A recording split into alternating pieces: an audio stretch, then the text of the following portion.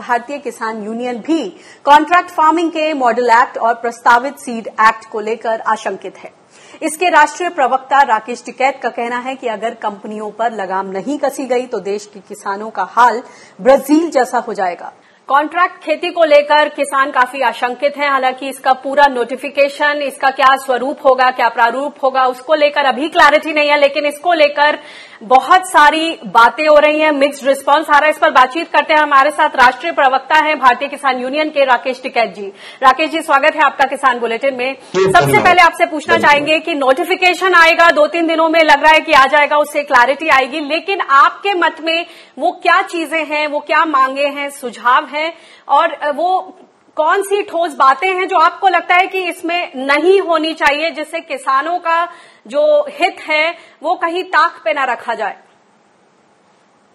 देखो, इसमें 2-3 चीजों का हमें आशंका है। तो इसमें यह है कि सीड कौन सा होगा।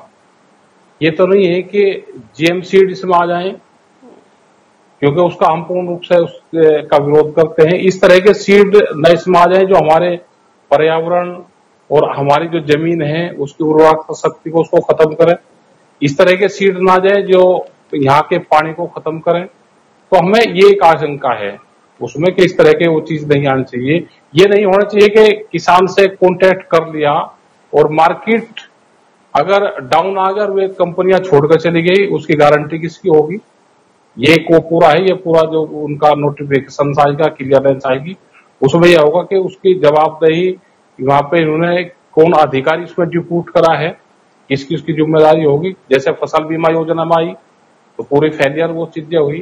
तो हमें ये बहुत सी आशंकाएं हैं, वो क्लियरेंस 2-3 दिन में आ जाएंगी। उसमें क्या क्या चीज आएंगी वो सारी चीज हम उसको करके जब भी हम पूर्ण रूप से बताएंगे।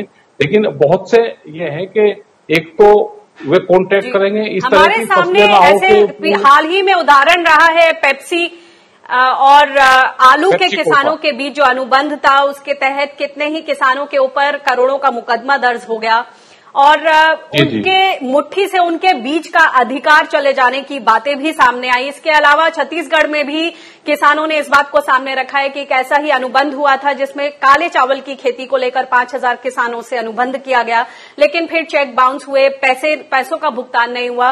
और दूसरी तरफ इस तरह के भी उदाहरण हैं कि जब भाव बहुत ऊंचे थे, अनुबंध होने के बावजूद किसान कंपनी की जगह उन्होंने जाके बाजार में बेच दिया। तो सभी तरह के परम्यूटेशन कॉम्बिनेशन हमारे सामने हैं उदाहरण के तौर पर। तो इसमें आपको क्या लगता है कि अनुबंध कितने स्पष्ट होने चाहिए, उस पर कितना काम होना बाकी है?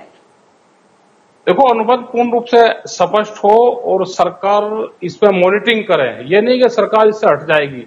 और सरकार में भी वो जो लोकल एडमिनिस्ट्रेशंस हैं डिस्ट्रिक्ट पे, वो इसकी मॉनिटरिंग करे। वहां पे उनको पूर्ण रूप से इसके अधिकार मिलने चाहिए वो हो। और जो हमारा फूड है, फूड सिक्योरिटी पे हमारी कोई प्रॉब्लम ना आए। ये नहीं है कि वे इस तरह की चीजें यहाँ पे पैदा करवाएं कि जिससे वे विदेशों में भेजने के नाम पे और यहाँ पे पूरे देश में फूड सिक्योरिटी की एक प्रॉब्लम खड़ी हो जाए। उस तरह के भी कॉन्टेक्ट नहीं होने चाहिए कंपनी को। तो ये सारी चीजें देखनी पड़ेगी, क्योंकि जो कोरोना काल चला है इसमें सिर्फ देश के किसानों ने ही देश को बचाया है। अगर यहाँ पे फूड की प्रॉब्लम होती तो लोग भुखमरी से ज्यादा मर जाते। चलो व्यापार से, हम रोजगार से तो 1 महीना 2 महीना हम झेल जाएंगे, लेकिन भूख को हम नहीं झेल पाते। तो ये भी उसमें देखना पड़ेगा कि फूड सिक्योरिटी की भी प्रॉब्लम ना आए जिस इस तरह के कॉन्ट्रैक्ट हो। जी, हम फसलों की विविधीकरण हमारे देश की यूएसपी रही है। तरह तरह के अनाज, अलग अलग इलाकों में जो अनाज, मोटा अनाज, अब इस वक्त जैसे आपने पोषण युक्त खाने की भी बात की, फूड सेफ्टी की बात की, फूड सिक्योरिटी की, आपको लगता है कि कॉन्ट्रैक्ट खेती अगर आएगी तो इन सब पर भी कुछ असर पड़ सकता है? बिल्कुल असर पड़ सकता है, क्योंकि ये एक किस्म से पूर्ण रूप से बाजार पर निर्भर होगी। और ये कॉन्टेक्ट करने वाले व्यापारी होंगे, इनको धार्मिक भावनाएं, किसी की देश की भावनाएं वो उनके दिमाग में नहीं रहेगी। इनके दिमाग में सिर्फ पैसा रहेगा कि पैसा हम कहां से कमाएं।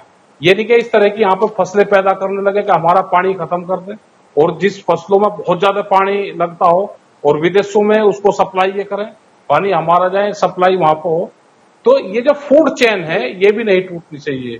और हमारा जो मोटा अनाज है वो अलग अलग क्षेत्रों में अलग अलग अनाज पैदा होता है, तो वो चेन भी हमारी खराब नहीं होनी चाहिए।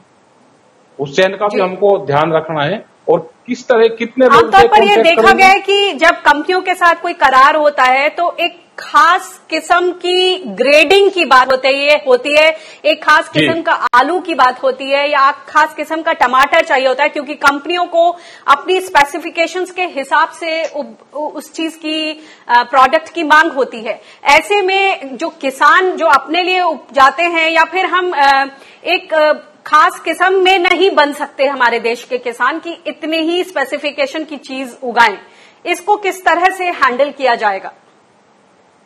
देखो, ये भी है कि ग्रेडिंग उसमें ना हो। जैसे आलू में है, पेप्सिको ने जो किया वो आलू में ग्रेडिंग करी कि 53 mm का हमको आलू चाहिए, हमको वही लेंगे। हमारा कॉन्टेक्ट हुआ है, किसान को पता नहीं था, उसने कॉन्टेक्ट कर लिया। लेकिन जब वो वहां पे मंडी उसमें लेकर गया कंपनी में, उसने झरने लगा दिए, एक बड़े वाला एक छोटे वाला। तो बड़े वाला जो आलू था वो बाहर निकल गया, जो छोटा था वो झरने में नीचे निकल गया। तो एक ही साइज का आलू, जैसे आपने देखा होगा कि इनका जो चिप्स आता है वो एक ही साइज में आता है, तो उसी तरह का ये कॉन्ट्रैक्ट करते हैं। एक क्विंटल से इनको 35 किलो के आसपास, वो 35 से 40 किलो वो तैयार मिलता है। तो जो वेस्टेज जाती है उसको फिर आदमी बाजार में बेचेगा। तो ये है कि कॉन्ट्रैक्ट किया है तो वही उसका खरीद ले, उसका कोई और दूसरी चीज में इस्तेमाल करे, या बाजार में भी फिर वही बेचे। किसान से तो जो उसके खेत में पैदा हुआ है, जो उन्हें पैदा करवाया, जो दवाइयां डाल दी, वो वही उसको इस्तेमाल करें। उन्हीं की जिम्मेदारी है कि उसको खरीद करे वो।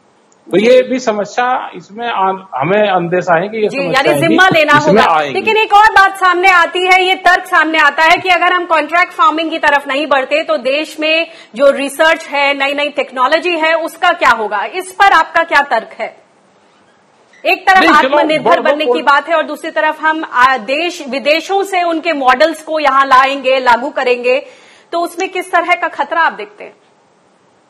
नहीं, वो कर लो, कॉन्ट्रैक्ट ये कर रहे हैं, हमारा तो पूर्ण रूप से विरोध था इसका। लेकिन ये था पहले कि जो कॉन्ट्रैक्ट फार्मिंग आ रही है वो फार्मिंग वो आ रही है कि जो बहुत बड़े क्षेत्र में किसान की जमीन खरीद के और कंपनियां उसमें खेती करेगी।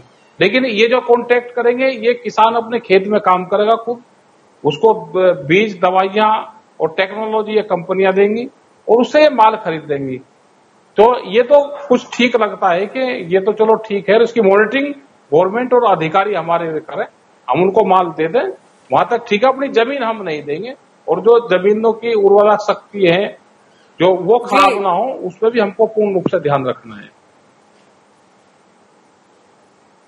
जी, बहुत बहुत शुक्रिया इस बातचीत के लिए। तो राकेश टिकैत बताते हुए कि जमीन का जो हक है उस पर कोई कॉम्प्रोमाइज नहीं होना चाहिए, ग्रेडिंग को लेकर, बीज को लेकर और जो तमाम अनुबंध हैं उनको स्पष्टता से सामने रखना होगा। बहुत बहुत शुक्रिया इस बातचीत के लिए।